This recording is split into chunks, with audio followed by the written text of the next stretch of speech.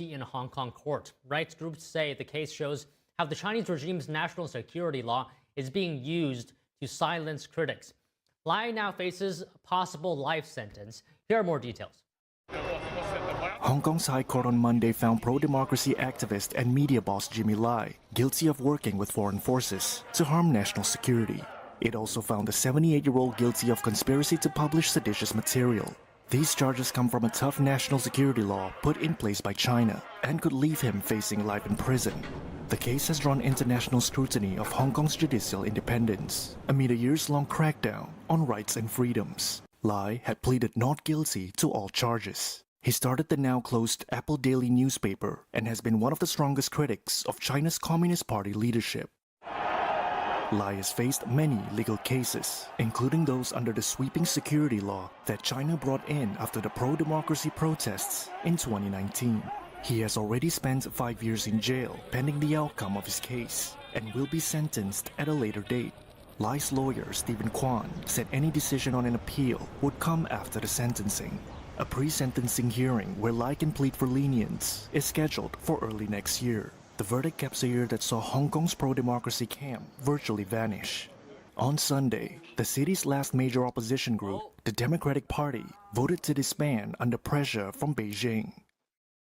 Meanwhile, reactions to the conviction of Jimmy Lai are pouring in. A former Apple Daily employee says he can't give up on Hong Kong, adding that people need to do the best things in the worst of times.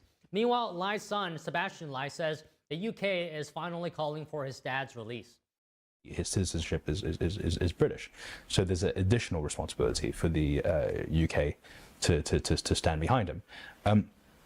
Look, I think they are now in the right place. You would have seen the FCDO issued a strong statement today, but it's about putting action to words, because if you use the example of my father, for example, that's a man who did put action to words, right? Who for him, democracy, freedom, it weren't just ideals. They weren't just words in the wind. They were made real when he decided to sacrifice everything that he has to stand up for these ideals.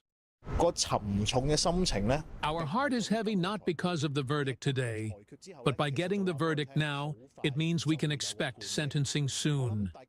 What me and some of my former colleagues of Apple Daily were expecting this outcome, but what we care the most is the sentence.